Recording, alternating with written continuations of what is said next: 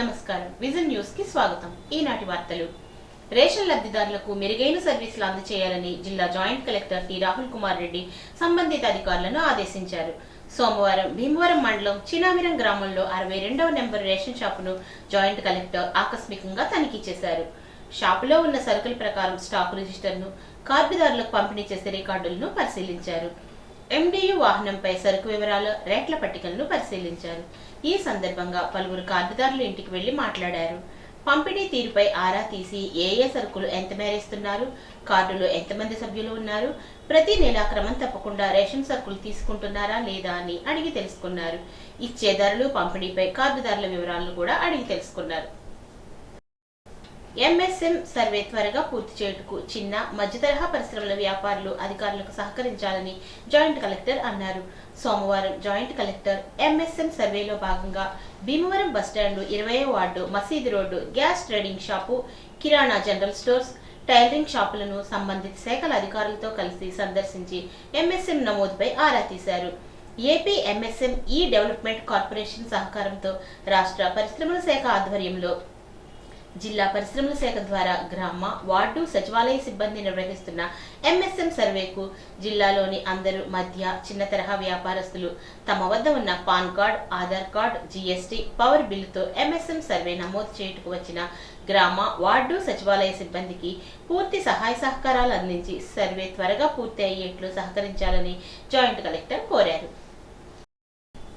అత్తిలి శివారు గోగులమ్మపేటలో నూతనంగా నిర్మించిన ఆలయంలో శ్రీ గోగులమ్మ అమ్మవారి విగ్రహ ప్రతిష్టాపన కార్యక్రమం సోమవారం వైభవంగా జరిగింది.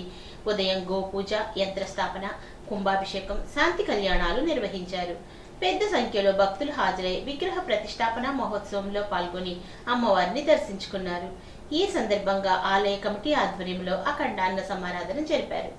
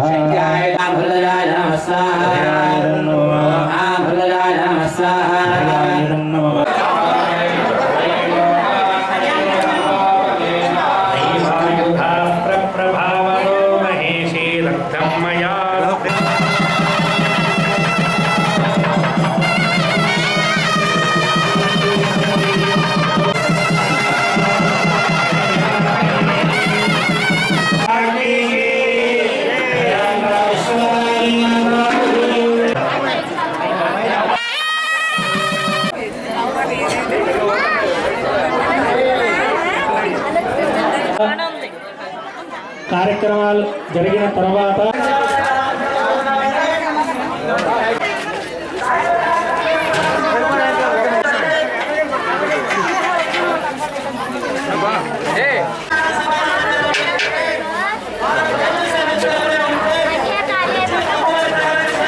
ప్రధానమంత్రి సూర్య ఘర్ యోజన పథకాన్ని ప్రజలందరూ సద్వినియోగం చేసుకోవాలని సెప్టిలియన్ కంపెనీ ప్రతినిధి పేర్కొన్నారు.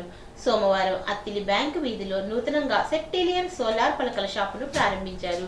ఈ సందర్భంగా ఆయన మాట్లాడుతూ సోలార్ పలకలు ఏర్పాటు చేసుకునే వినియోగదారులకు కేంద్ర ప్రభుత్వం సబ్సిడీ ఇస్తుందని, దీనికి తోడు జాతీయ బ్యాంకులు సులభతరమైన రుణాలను అందజేస్తున్నాయని అన్నారు.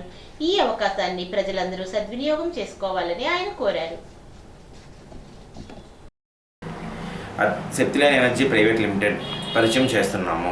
అత్యాధునిక సౌర పరికరాలతో ప్రకాశవంతమైన, శక్తివంతమైన భవిష్యత్తును అందించడం జరుగుతుంది.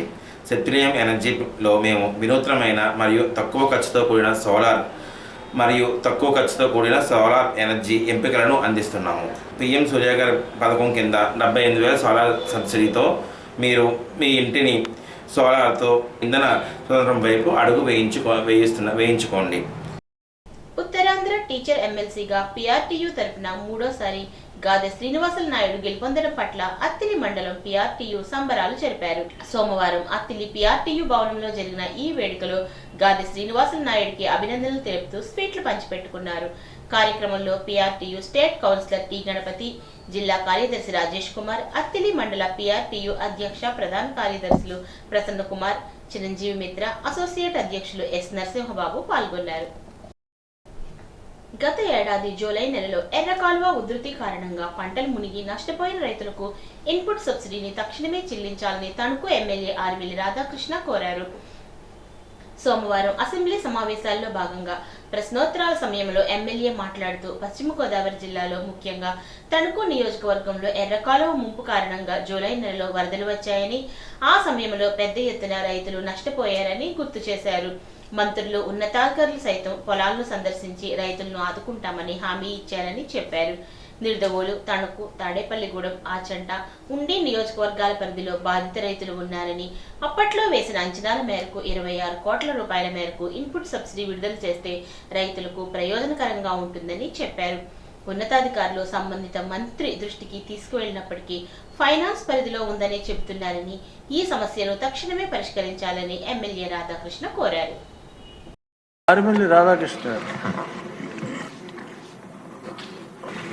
ధన్యవాదాలు అధ్యక్ష. ముఖ్యంగా గత సంవత్సరం జూలైలో మన పశ్చిమ గోదావరి జిల్లాలో ఎర్రకాలువ వరదలు వచ్చిన విషయం మీకు తెలుసు అధ్యక్ష.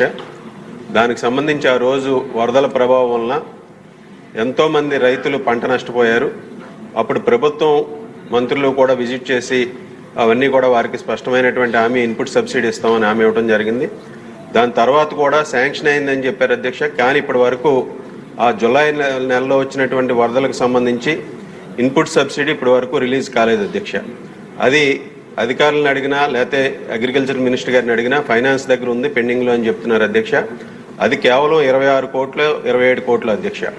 దాన్ని వెంటనే రిలీజ్ చేస్తే రైతులకి కొంత ఉపయోగకరంగా ఉంటుంది అధ్యక్ష. ఎందుకంటే ఇది నిడదవోలు, తణుకు, ఆచంట, తాడేపల్లిగూడెం మీ కాన్స్టిట్యున్సీ కూడా కొంతమంది ఉన్నట్టున్నారు అధ్యక్ష.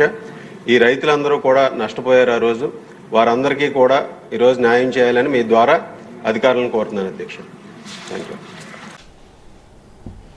పేదలకు పట్టణాల్లో 2 సెంట్లు, గ్రామాల్లో 3 సెంట్లు ఇళ్ల స్థలాలు ఇస్తామన్న రాష్ట్ర ప్రభుత్వ హామీ తక్షణమే అమలు జరిపి పేదలకు స్వంత ఇంటి కల నెరవేర్చాలని సిపిఐ పశ్చిమ గోదావరి జిల్లా కార్యదర్శి కోనాల భీమారావు డిమాండ్ చేశారు. సిపిఐ ఏపీ మహిళా సమాఖ్య ఆధ్వర్యంలో అర్హులైన పేదలకు ఇళ్ల స్థలాలు ఇవ్వాలని కోరుతూ సోమవారం తణుకు తహసీల్దార్ కార్యాలయం వద్ద ధర్నా నిర్వహించి ఇళ్ల స్థలాల వ్యక్తిగత అర్జీలు డిప్యూటీ తహసీల్దార్ కు అందజేశారు. ధర్నాను ఉద్దేశించి భీమారావు మాట్లాడుతూ పేదలు స్వంత గృహాలు లేక అద్దె ఇళ్లకు నెలకు 5 నుంచి 6 వేల రూపాయల అద్దెను చెల్లించలేక తీవ్ర అవస్థలు ఎదుర్కొంటున్నారని, పేదలు అద్దె ఇళ్లలో కాకుండా స్వంత ఇళ్లలో ఉండే పరిస్థితి కల్పిస్తే ప్రతి పేద కుటుంబానికి నెలకు 5 నుంచి 6 వేల రూపాయల వరకు ఆర్థిక భారం తగ్గుతుందని అన్నారు. తక్షణమే పేదలకు ఇళ్ల స్థలాలు ఇచ్చి ఆదుకోవాలి అన్నారు. సిపిఐ పట్టణ కార్యదర్శి బొద్దాని నాగరాజు, ఏపీ మహిళా సమాఖ్య జిల్లా అధ్యక్షురాలు జగదాంబ, ప్రధాన కార్యదర్శి పుష్పకుమారి, రాష్ట్ర సమితి సభ్యురాలు వై నాగలక్ష్మి, నామాన వెంకటేశ్వరరావు, జక్కంపూడి సత్యనారాయణ, రామశ్రీను తదితరులు ఈ కార్యక్రమంలో పాల్గొన్నారు.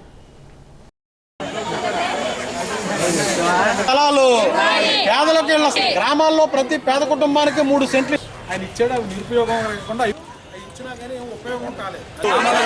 ముఖ్యమంత్రి గారు ఇచ్చిన హామీలు ఇవాళ పేదలకిళ్ళ స్థలాలు, పేదలకిళ్ళ స్థలాలు, పేదలకిళ్ళ స్థలాలు ఇవాళ ఇంటి నిర్మాణానికి 5 లక్షల రూపాయలు, ఇంటి నిర్మాణానికి 5 లక్షల రూపాయలు. సిపిఐ ప్రతి పేద కుటుంబానికి 2 సెంట్లు ఇంటి స్థలాన్ని, ప్రతి పేద కుటుంబానికి 2 సెంట్లు ఇంటి స్థలాన్ని, ప్రతి పేద కుటుంబానికి గ్రామాల్లో 3 సెంట్లు ఇంటి స్థలాన్ని, ప్రతి పేద కుటుంబానికి 3 సెంట్లు ఇంటి స్థలాన్ని ఇవాళ ఇంటి నిర్మాణానికి 5 లక్షల రూపాయలు, ఇంటి నిర్మాణానికి 5 లక్షల రూపాయలు, ఇంటి నిర్మాణానికి 5 లక్షల రూపాయలు, ఇంటి నిర్మాణానికి 5 లక్షల రూపాయలు ఇవాళ పేదలకు ఇళ్ల స్థలాలు అమలు చేయాలి. ముఖ్యమంత్రి గారి హామీని, ముఖ్యమంత్రి చంద్రబాబు గారు ఇచ్చిన హామీని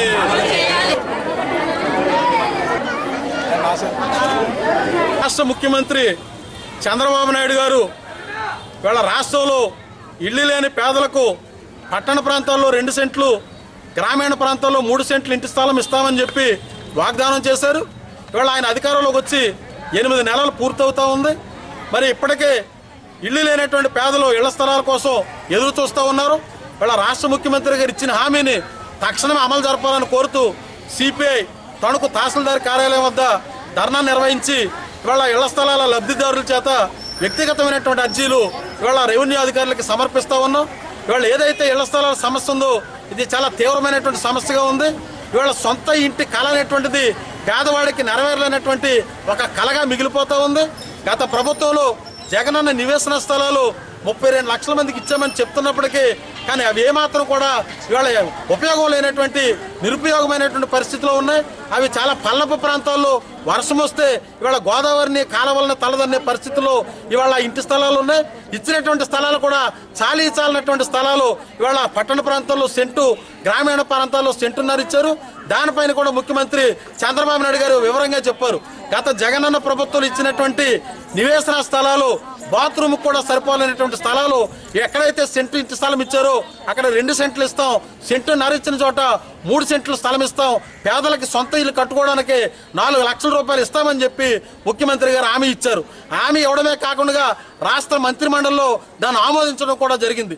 అందుకని తక్షణమే ఇవాళ పేదవాళ్ళకి మీరు ఇచ్చినటువంటి ఇంటి స్థలం హామీని అమలు జరిపితే ప్రతి పేద కుటుంబానికి నెలకి 5,000 నుంచి 6,000 రూపాయలు వారికి ఆదా చేసినటువంటి వాళ్ళు అవుతారు.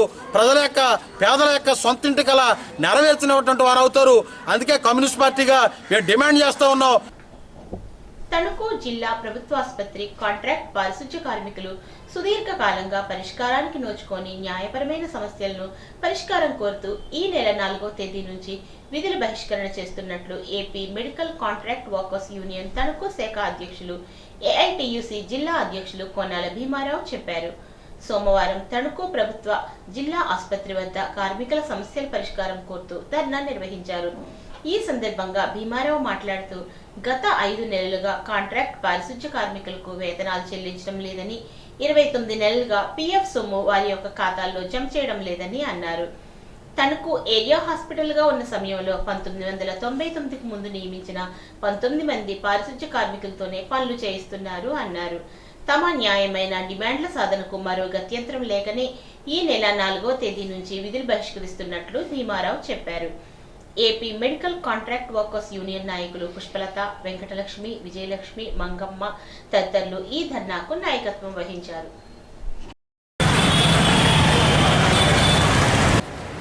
జిందాబాద్ AP medical contract workers union, AP medical contract workers union, medical contract workers union. ఇవ్వాలి పారిశుధ్య కార్మికుల 5 నెలల వేతన బకాయిలు, పారిశుధ్య కార్మికుల 5 నెలల వేతన బకాయిలు, పారిశుధ్య కార్మికుల 5 నెలల వేతన బకాయిలు, పారిశుధ్య కార్మికుల 5 నెలల వేతన బకాయిలు, 5 నెలల వేతన బకాయిలు చెల్లించాలి. 29 నెలలుగా బకాయి ఉన్న పిఎఫ్ ఖాతాలో 29 నెలలుగా బకాయి ఉన్న పిఎఫ్ బకాయిలు, 29 నెలల పిఎఫ్ బకాయిలు, 5 నెలల వేతన బకాయిలు, 5 నెలల వేతన బకాయిలు నియమించాలి. జిల్లా హాస్పిటల్ స్థాయికి అనుగుణంగా పారిశుధ్య కార్మికుల్ని, జిల్లా హాస్పిటల్ స్థాయికి అనుగుణంగా పారిశుధ్య కార్మికుల్ని. సుమారుగా తణుకు గవర్నమెంట్ హాస్పిటల్ ఒక పక్కా భవన నిర్మాణం జరిగి దాదాపుగా 30 సంవత్సరాలు పరిపూర్తి అవుతూ ఉంది. అంటే 1999కు ముందు నుంచి తణుకు ఏరియా హాస్పిటల్గా ఉన్నటువంటి హాస్పిటల్ని ఇటీవల కాలంలో ఇది జిల్లా హాస్పిటల్గా అప్గ్రేడ్ చేస్తూ 150 పడకలు విస్తరించారు. మరి ఏదైతే 1999 నాటి ఏరియా హాస్పిటల్ స్థాయిలో ఉన్న సందర్భంలో నియమించినటువంటి కేవలం 19 మంది పారిశుధ్య కార్మికులతోనే ఈ భవనాలు అనేకమైనటువంటి భవనాలు వచ్చి జిల్లా హాస్పిటల్కి అప్గ్రేడ్ అయ్యి 150 పడకలకు విస్తరించినటువంటి హాస్పిటల్ స్థాయి అన్ని రంగాల్లో పెరిగినప్పటికీ కూడా పారిశుధ్య కార్మికుల్ని పెంచడానికి మాత్రం ఈ ప్రభుత్వానికి చేతులు రావట్లేదు. ఇవాళ కేవలం 19 మంది పారిశుధ్య కార్మికులతోనే ఎంత పెద్ద ఎత్తున పెరిగినటువంటి భవనాలు 150 పడకలకు విస్తరించినటువంటి జిల్లా హాస్పిటల్ స్థాయికి అనుగుణంగా ఆ కార్మికులు నియమించాలని చెప్పి జిల్లాలో ఉన్నటువంటి ఉన్నతాధికారులకి, వైద్యాధికారులకి, అలాగే ప్రజాప్రతినిధులకి ఎన్నిసార్లు విన్నవించుకుంటున్నప్పటికీ కూడా ఏమాత్రం కూడా ఖాతరు చేస్తున్నటువంటి పరిస్థితి లేదు. ఇవాళ తీవ్రమైనటువంటి పనిభారంతో, ఇవాళ పెరిగిన పనిభారంతో వాళ్ళు పారిశుధ్య కార్మికులు ఉన్నటువంటి అతి కొద్ది మంది ఎంతో కష్టపడి పనిచేస్తూ ఉన్నారు. కరోనా సమయంలో కూడా ప్రాణాలకి సైతం తెగించి వాళ్ళు సేవలు చేశారు. కనీసం నెల వేతనాలు కూడా సక్రమంగా ఇచ్చేటువంటి పరిస్థితి లేదు. వాళ్ళ వేతనాలు కాదు కదా, పిఎఫ్కి సంబంధించినటువంటి దాదాపుగా 27 నెలలుగా పిఎఫ్కి సంబంధించిన ఖాతాల్లో వాళ్ళ సొమ్ము జమ కావట్లేదు. వీళ్ళ గవర్నమెంట్ రూల్స్ ప్రకారం ఇవాళ ఏదైతే పిఎఫ్ సొమ్ము కానీ వాళ్ళ వేతనాలు కానీ సక్రమంగా చెల్లిస్తేనే వైద్య విధాన పరిషత్ వాళ్ళు వీళ్ళ కాంట్రాక్టర్కి బిల్లు చేయాల్సినటువంటి పరిస్థితి ఉంది. ఇవాళ పిఎఫ్లో సొమ్ము జమ కాకుండా వాళ్ళ వేతనాలు ఇవ్వకుండా ఇవాళ పిఎఫ్ సొమ్ముకు సంబంధించి కానీ వేతనాలకు కానీ ఈఎస్ఐకి కానీ ఎలాంటి జవాబుదారీ వాళ్ళ సొమ్ము చెల్లించకుండా ఇవాళ బిల్లులే పద్ధతుల్లో కాంట్రాక్టర్కి ఇవాళ వైద్య విధాన పరిషత్తు చెల్లిస్తున్న అర్థం కాని పరిస్థితి. ఓ పక్కేమో పెరిగినటువంటి పనిభారంతో తీవ్రమైనటువంటి అనారోగ్యాలు గురవుతున్నారు. 5 నెలలుగా 6 నెలలుగా వేతనాలాగా కుటుంబాన్ని పోషించుకునేటువంటి దిక్కుతోచినటువంటి పరిస్థితుల్లో తీవ్ర అనారోగ్యాలతో వీళ్ళ చాలినటువంటి వేతనాలు ఇచ్చేటువంటి వేతనాలు ఆ వేతనాలు కూడా సకాలంలో లేకపోవడంతో ఇవాళ వాళ్ళు దిక్కుతోచినటువంటి పరిస్థితుల్లో తీవ్ర అనారోగ్యాలతో ఇవాళ వాళ్ళు విధులు నిర్వర్తిస్తున్నారు. కానీ ఏ మాత్రం కూడా అధికారులకు కానీ ప్రజాప్రతినిధులు కానీ వీళ్ళ సమస్యను మానవతా దృక్పథంతో ఆలోచించి ఈ సమస్యను పరిష్కరించే దానికోసం ముందుకు వస్తున్నటువంటి పరిస్థితులు లేవు. గత 5-6 సంవత్సరాలుగా ఈ జిల్లా హాస్పిటల్ అయినటువంటి దగ్గర నుంచి కూడా హాస్పిటల్ సిబ్బందిని పెంచాలి, పారిశుద్ధ్య కార్మికులు పెంచాలని చెప్పి ఎన్ని విజ్ఞప్తులు చేసినా, ఎన్ని వినతులు చేసినా, ఎన్ని ధర్నాలు చేసినా కానీ ఈ వైద్యాధికారులు కానీ అలాగే ప్రజాప్రతినిధులు కానీ పట్టించుకున్నటువంటి పాపాన పోలేదు. గతి లేని పరిస్థితుల్లో రేపు మా విధులను బహిష్కరిస్తూ ఉన్నాం. మాకున్నటువంటి వేతనాలు సకాలంలో 5 నెలల వేతన బాకీలు చెల్లించాలి. పాఠశాలను వేరే ప్రాంతానికి తరలించే ప్రక్రియను నిలుపుదల చేయాలని ఆంధ్ర విద్యార్థి సంఘం రాష్ట్ర కార్యదర్శి Chevatam Siva, all India students association జిల్లా కార్యదర్శి అప్పల స్వాములు డిమాండ్ చేశారు. ఈ మేరకు తణుకు పట్టణంలోని మున్సిపల్ ప్రైమరీ స్కూల్ నెంబర్ 15 స్కూల్లో చదువుతున్న 3, 4, 5 తరగతుల విద్యార్థులను వేరే ప్రాంతానికి తరలించే ప్రక్రియను నిలుపుదల చేయాలని ఏబిఎస్, ఏఐఎస్ఏ విద్యార్థి సంఘాల ఆధ్వర్యంలో సోమవారం ఆ పాఠశాల వద్ద విద్యార్థుల తల్లిదండ్రులతో కలిసి ధర్నా నిర్వహించారు. ఈ సందర్భంగా శివ, అప్పలస్వామి మాట్లాడుతూ ప్రభుత్వం ఒక పక్క విద్యారంగానికి అధిక ప్రాధాన్యతను ఇస్తున్నామని గొప్పలు చెబుతున్నారని, కానీ అది క్షేత్రస్థాయిలో అమలు కావడం లేదని విమర్శించారు. తణుకు పట్టణంలో నెంబర్ 15 మున్సిపల్ ప్రైమరీ స్కూల్ను పట్టణంలోని వేరే ప్రాంతానికి తరలించడానికి ప్రభుత్వం సిద్ధపడుతుందని, ఈ స్కూల్ను వేరే ప్రాంతానికి తరలించడం వల్ల విద్యార్థులు చదువుకు దూరమయ్యే ప్రమాదం ఉందని ధ్వజమెత్తారు. ఈ కార్యక్రమంలో ఏవిఎస్ రాష్ట్ర ఉపాధ్యక్షులు నల్లిమిల్లి వంశీ, కన్వీనర్ నామన శ్రీచందన, జిల్లా నాయకులు దున్న వెంకట్, పొన్నాడ అరుణ్, ప్రేమ్ కుమార్ తదితరులు పాల్గొన్నారు. ఉండి మండలం చిలుకూరు గ్రామంలో ప్రారంభించిన కోదండ రామాలయాన్ని కేంద్ర మంత్రి భూపతిరాజ్ శ్రీనివాస్ వర్మ, భాజపా, జనసేన, తెలుగుదేశం పార్టీ నాయకులు దర్శించుకున్నారు. ఆలయ కమిటీ చైర్మన్ సత్యనారాయణ రాజు, ధర్మకర్త వెంకటరమణరాజు, సర్పంచి సోమరాజు, ఆ సభ్యులు ఆయనకు స్వాగతం పలికారు. భాజపా మండల ప్రధాన కార్యదర్శి రుద్రరాజ్ శివర్మ నివాసంలో ఆదివారం సాయంత్రం విలేకరులతో మాట్లాడారు. 165వ నెంబరు జాతీయ రహదారి వీరవాసురం నుంచి దుంపగడప వరకు బైపాస్ నిర్మాణం వేగంగా చేపట్టేందుకు అన్ని రకాల చర్యలు తీసుకున్నామని వివరించారు. ఉండిలో 2 ఏళ్ల నుంచి నిలిచిన రైల్వే పై వంతెన నిర్మాణాన్ని పూర్తి చేసే దిశగా చర్యలు చేపట్టామని వివరించారు. ఉపసభాపతి కనుమూరి రఘురామకృష్ణంరాజుతో చర్చించిన సందర్భంలో ఎంపీ సిఎస్ఆర్ నిధులతో అన్ని గ్రామాల్లో శ్మశాన వాటికలకు రక్షణ గోడలు నిర్మించాలని నిర్ణయించినట్లు తెలిపారు. గ్రామాల సమగ్ర అభివృద్ధి లక్ష్యంగా కూటమి ప్రభుత్వం కృషి చేస్తుందని అన్నారు. చిలుకూరు గ్రామాభివృద్ధికి స్థానిక పెద్దలు, కూటమి నాయకులతో కలిసి కార్యాచరణ ప్రణాళిక తయారు చేస్తామని చెప్పారు. జనసేన నియోజకవర్గ ఇన్ఛార్జ్ జుత్తిగ నాగరాజు నివాసంలో కొద్దిసేపు గడిపారు. ఈ కార్యక్రమంలో భాజపా జిల్లా అధ్యక్షురాలు శ్రీదేవి, జిల్లా కన్వీనర్ సుభాష్, నియోజకవర్గ మండల కన్వీనర్లు రామ్మూర్తి, గాదిరాజు వెంకటేశ్వరరాజు, ఎర్రా విక్రమ్, మాజీ సర్పంచ్ బంగారాజు, నవీన్ వర్మ తదితరులు ఈ కార్యక్రమంలో పాల్గొన్నారు. వార్తలకు స్వల్ప విరామం.